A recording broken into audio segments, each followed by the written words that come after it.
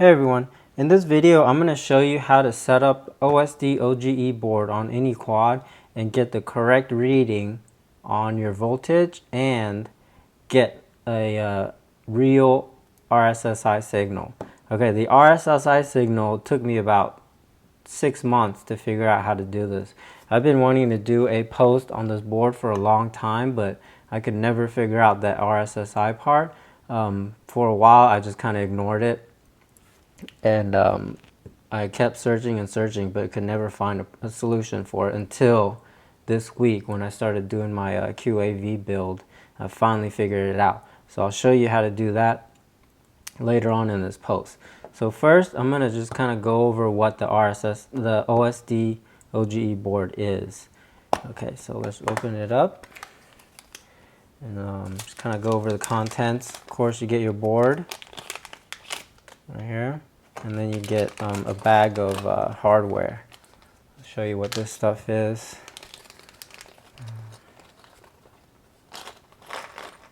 Okay, so inside you get four, I think these are 10mm standoffs. And then you also get 3 sets of these male-female header pins that separate like that.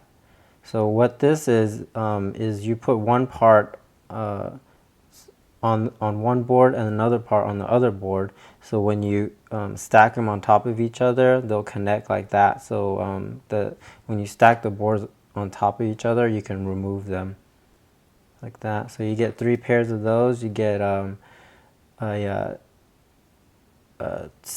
90-degree header is for the FPV part, and then you get a 3-pin 90-degree header for the accessories.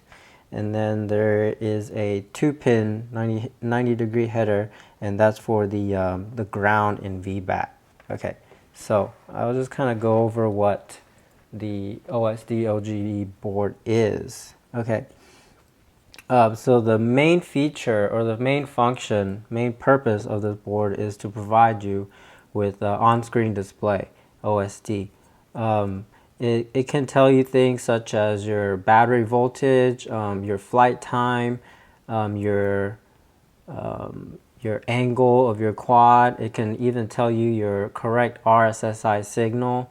If you have your GPS hooked up to your NACE32, it'll show you GPS settings like your coordinates, direction, and how fast you're going and stuff like that. That's the main purpose of the board is OSD. But it also has a lot of other useful features. For one, it makes your quad setup for the FPV part really easy because it's got everything labeled right here. So the top part is for your camera. It goes camera, power, ground, and then the bottom part here is for your video transmitter, ground, power, and then signal.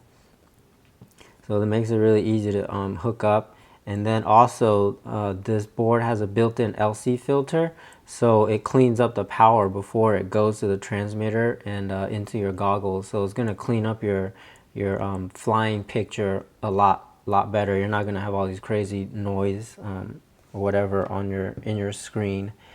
And then this board is really helpful if you're running a quad using ESCs that don't have a built-in BEC like the BL20As. Those are opto BSCs, meaning there's no BEC on them, so you can use this board to power your NACE32, because normally for the older ESCs, something like this is an Afro 12 amp. This one has a built-in BEC, so it has a power, ground, and signal. So you can use it to power the nays, but some of the opto ones, they don't. They just have a signal and ground. So you can use this board and power the NACE32 right here because it's got a ground and a regulated 5-volt. So when you stack it on top, it'll connect to channel 6 on the power and ground right here. And then also with this board, when stacked on top of the NACE32, you can connect the RX and TX on your NACE32, and this will let you tune your PIDs from your controller and goggles. So if you want to tune PIDs or tweak anything, you don't have to, you know, land your quad, plug it into the computer, and then do your PIDs. You could do everything from your goggles, which makes it really cool. One of the best features I like about this board is that it cleans up your build so much. Like, this board takes the place of an OSD, a LC filter, a BEC if you need one, and then it just the labeling of these the plugs right here, it makes it build so clean. I'll just give you an example of a build that I'm doing right now with this board. As you can see right here, this is basically an entire QAV 250 setup already. I mean, as you can see, you can hardly see any wires on this thing. The only thing I have left to do is hook up something like this, and this would be to hook up my camera, and then my video transmitter go there. So this is how it goes, just like that. And you can see it's a super clean build. There's not freaking wires everywhere. I mean, just to give you an example, if you want just an OSD part, not even including an LC or a BEC, you'll have a big mess of wires like this. This is the old school minimum OSD. You would have to hook it up something like this, and it would just freaking looks ugly. And then you have to add a LC filter, and then a BEC. So you're gonna have a big pile of wires all over your board, all over your quad. So this board helps clean everything up so much. So the cool thing about this board is it cleans up your build because it's able to stack on top of the NACE32. So if you look at the NACE32 next to this OSDoge, I'll just show you kind of how it connects. When you stack it on top, there's normally 3 connection points. There's right here, VBAT and ground. It usually connects to the VBAT on the NACE32. This is the part that's gonna let you monitor your battery voltage. And then you have the RxTX, which connects to RxTX. This is the lets you have the ability to tune your PIDs from your controller. And then this part is optional. Say if you're running the BL20As or a ESC that doesn't have BEC, you would need this part. This is where you connect ground and your regular 5-volt to the power and ground on channel 6. So when you do this, when you connect your ESCs, all you have to do is connect your signal leads to 1, 2, 3, and 4. Okay, so before you can use your OSDoge board, you have to set a series of jumpers on the back of the board according to the configuration of your quad. So the first one is the battery select. This is where you select if you're going to be running a 3-cell or 4-cell battery. So what happens here is if you, I'll explain how the jumpers work. On the jumpers, there's 3 solder pads, and you just put a blob of solder in between the 2 that you want. So it's always going to be the center and then either the left or the right. So say if you want the 12-volt, you would put a blob on the center and then connect it to the right. If you want 5, you go center and then to the right, and you just put a big blob of solder across the 2 pads that you want. So the battery select, if you're using a 3-cell battery, you can just leave it on the right side, which is direct to battery. So what this does, it lets you connect your battery directly to all the 12-volt outputs you see here. But if you're using a 4-cell, you should use the left solder pad, which is the default for a 12-volt regulated. Because if you don't do that, just say you're running a 4-cell and you have it connected to the direct to battery, what happens is when you connect your 4-cell battery here, which is like 16.8 volts, all these 12s you see, because it's direct to battery, are going to get 16.8 volts, which might cause some problems and burn out your equipment. So if you're If you're using a 4-cell battery, make sure you do the 12 volt regulated, so it's actually going to output 12 volts on your video transmitter and camera. Okay, so the next one you select is your video transmitter. You select either if you're using a 12 volt or a 5. I usually use the Immersion RC 600 milliwatt, and those are 12 volt. So what you do is you put a blob of solder between the middle and the left. So if you're using a 5, you go middle, right. And then for the camera, I'll be using the Sony 600 TVL Super HAD. CCD cameras, and I know those are 12 volt, so you just put the pad on the middle and left. But if you're using a 5 volt camera like the Fat Shark 600 TVL CMOS cameras, those are 5 volt, you would do middle and right. So that's how you configure the board for your quad setup. You can go on my website and I have detailed pictures of how exactly you connect, or where the connection should go. So to do this, you just get these little male and female header pins, just put them together, and then you just put them into the holes that you're going to be connecting. Well, first put the little nylon standoffs that came with the kit on your naze, so when you stack it on top, your pins will line up perfectly, and then you can start soldering everything. So once everything is soldered, if you line up the holes like this, your pins will go in perfectly. Like this. That's the TX RX, and then for the 5 volt input, I'm going to go right here. And then next you just put this on top and you just line up the holes. Okay, so once you have your Naze 32 stacked on top of your, or the OSDoge stacked on top of your Naze 32, I got my connection points right there, there, and there. And you can see on the other side it's right there, there, and there. And you have it lined up with the standoffs, and just put a little nut on there to keep it in place. The rest of it is pretty easy. We're just going to solder it up. So it should be a pretty fast solder up. Hopefully you can see that right there. So I'll just start with this one.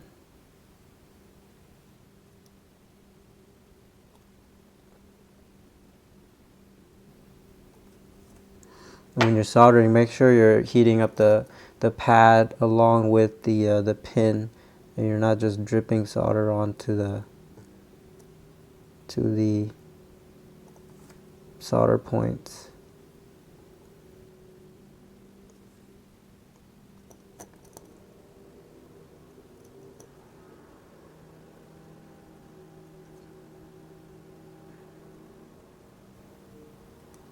See right there, that's not a good joint because the pad is not heated up well.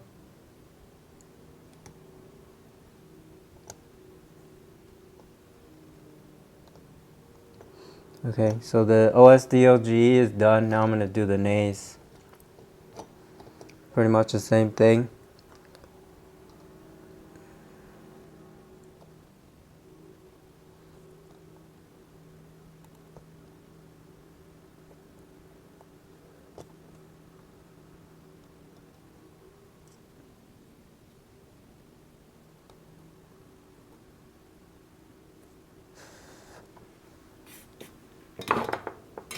Okay, so I'm done. So now when you pull these apart, you'll see that the pins line up perfectly. Like this. So now you got these pins, they line up perfectly with these. It's like that. And then while I'm at it, I'm just going to solder on the 6-pin 90-degree header for the FPV connection part. This one just goes like that. I'm gonna face it inside just because it makes everything nice and neater. So it just fits on nice and snug. And then I'm just gonna start soldering up these little points.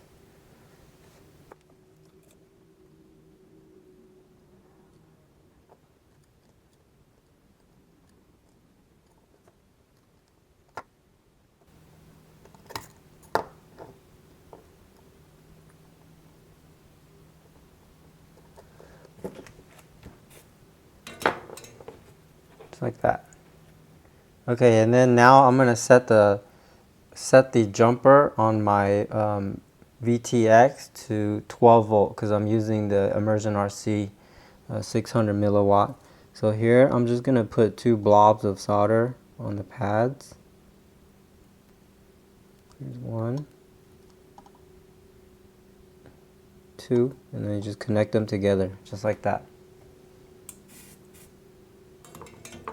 So now you can see I have my OSDoge board set up for a 12 volt camera, 12 volt video transmitter, and I have the 12 volt regulated because I'll be running 4S.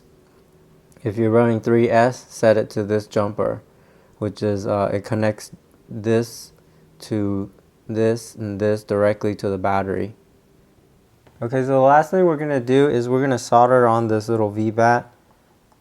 Solder this little 2-pin 90-degree connector on the VBAT and ground to power the OSD. This little header came with the kit. So one thing I should have told you before is to do this. Solder this one on before you do these pin headers, because now it's kind of hard to keep this in place when you solder it. So I'm just going to use a little piece of tape. Tape the sucker on there so it'll stay.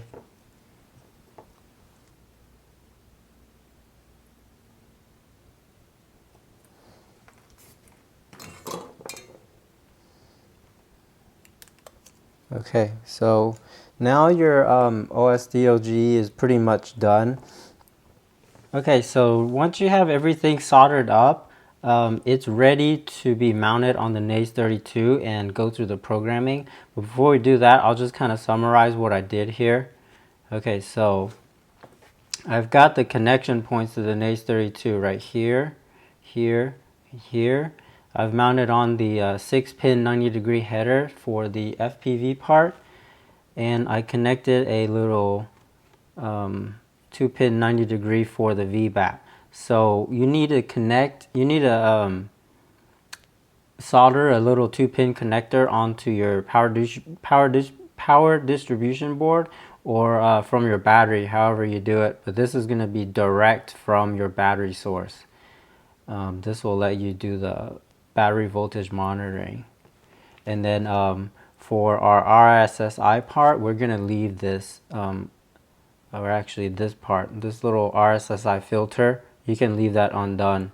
You don't have to follow the manual, because the way the manual shows you, it doesn't work. And then since I'll be running a 4-cell on my setup, I have it set to the 12 volt regulated right here. And then for the camera, I'll be using a Immersion RC 600 milliwatt transmitter, which is 12 volt. So I have the 12 volt jumper set on the left side. And then I'll be using the Sony SuperHAD 600 TVL CCD camera, which are 12 volt. So I have the 12 volt jumper set right here. So everything's pretty much soldered up, and then we can connect it to the NAS now. Okay, so this is part of my QAV 250 build, so I have everything all set up already. So what you see here, this little connector right here is connected directly to the battery on my power distribution board, and this is going to go to right here on the VBAT on the OSDoge. That's going to be direct to battery. So I'm just going to connect it up like this. Make sure you have the ground to ground and VBAT to VBAT. So I'm just going to connect it like that and just stack it up on top. And I'll already have the my D4R2 connected on my NAS32 running PPM. So PPM is basically, it lets you connect just channel 1, and it outputs 8 channels for you. And then to enable PPM on the D4R2, you have to put this little black square thing across channels 3 and 4, and that'll put the receiver in PPM mode. And then yeah, that's pretty much it for this setup. Next, I'll show you how to do the basic setup on the OSDoge.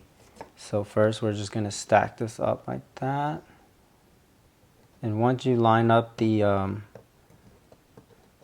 holes right here, your header pin should line up perfectly if you did it right, just like that. I don't know if you can see that, but it's lined up and it's ready to be programmed. Okay, so before we get into the programming of the OSDoge board, I'll show you how to set up your Taranis to output the RSSI signal correctly for your OSD. One thing to note before we start is that I'm running the latest version of OpenTX, and to find out what version your Taranis is running, just hold hit menu and then page down, and it'll show you right here version OpenTX Taranis 2.0.17. So if you're still running the old version 1 point whatever, you need to update your Taranis to the latest version for this to work. Just go to my website and I'll show you links on how to do that. It's pretty easy.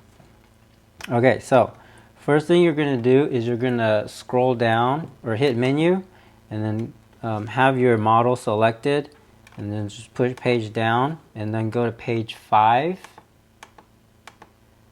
to inputs. So here you're just going to create a new channel that's not being used in CleanFlight. Normally I have channels, channels 1 through 4 are reserved for, flying the quad, and then I have 5 and 6 set up for like arm, disarm, and a flight mode. So I usually just use like channel 8 or something that I know,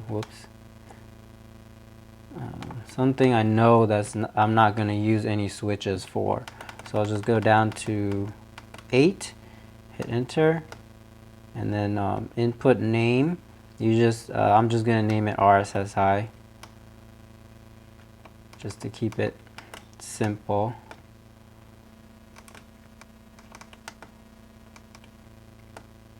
Okay, and then and then over here, this is where the key point to this trick. For source, hit enter, and then you scroll until you see RSSI. RSSI right there. And then you're going to change the scale to hold enter, change this to 100.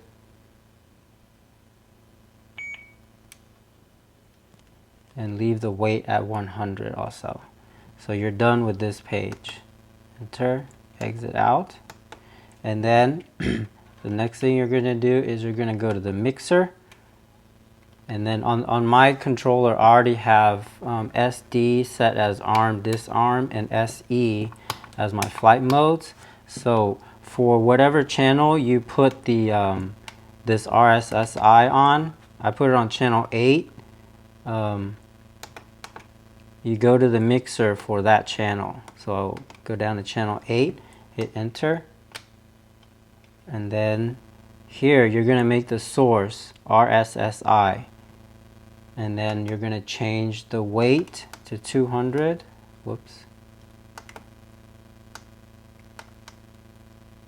Change this to 200.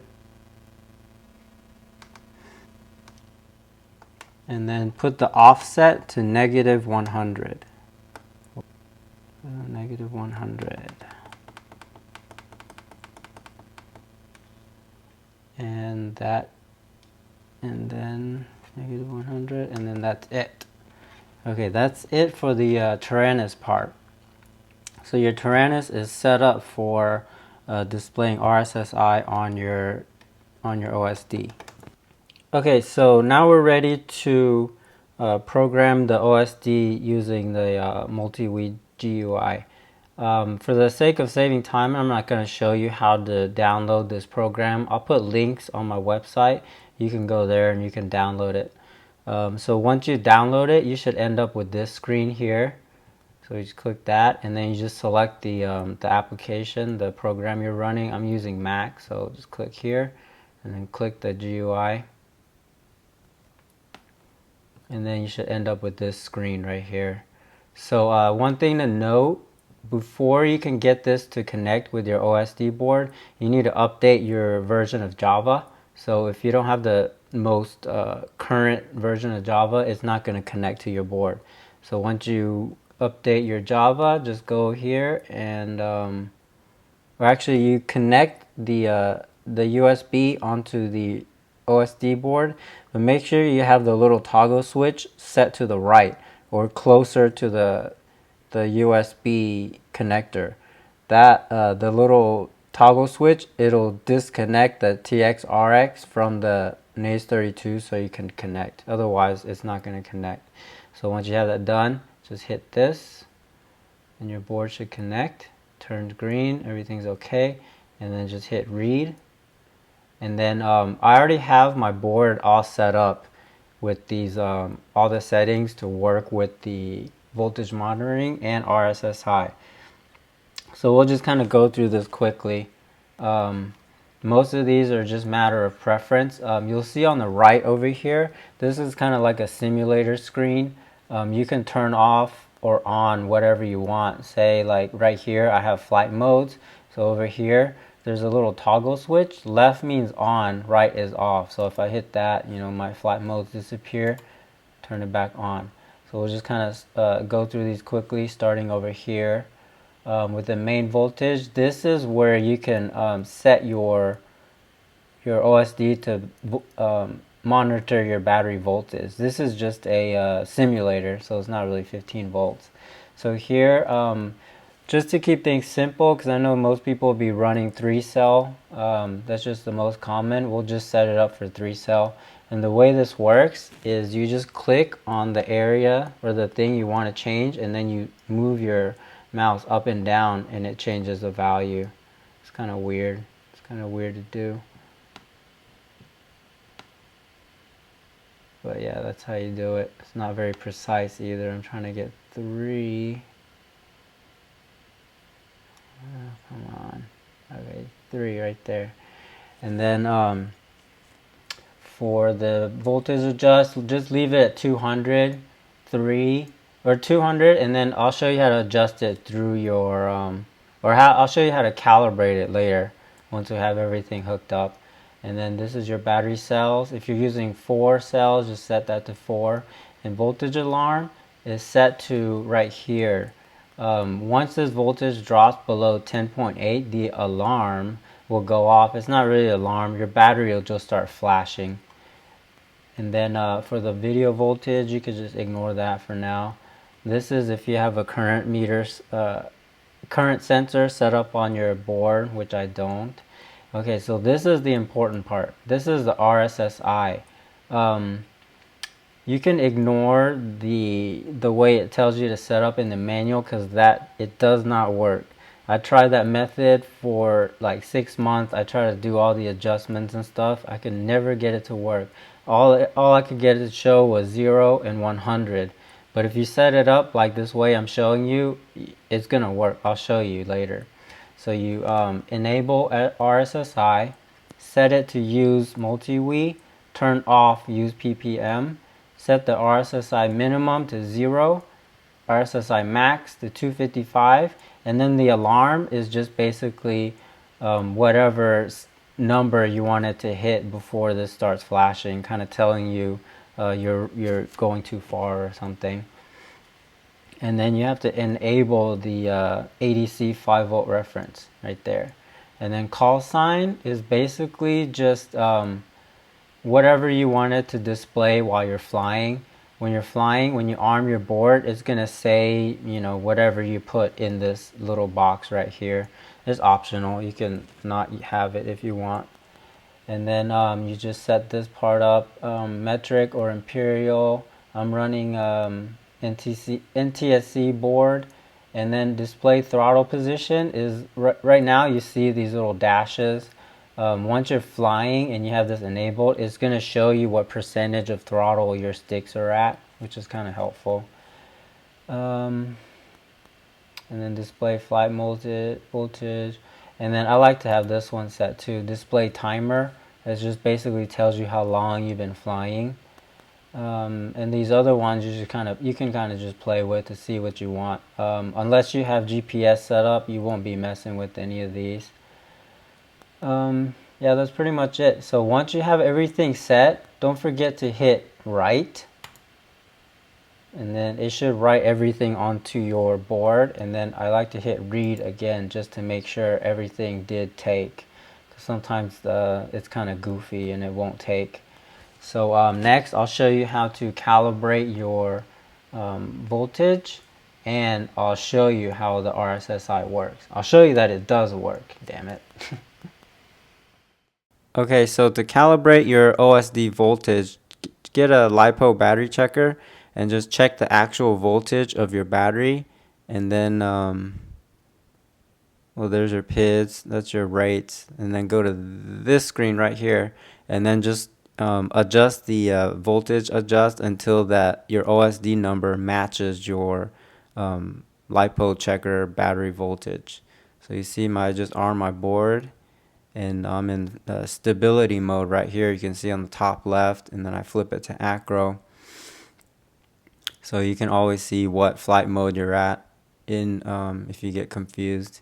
And then that little dotted line you see moving around in the middle of the screen, that's your virtual horizon, so it tells you what angle your quad is flying at. And then the flight club that you see in the middle, that's the call sign. You can make that say whatever you want.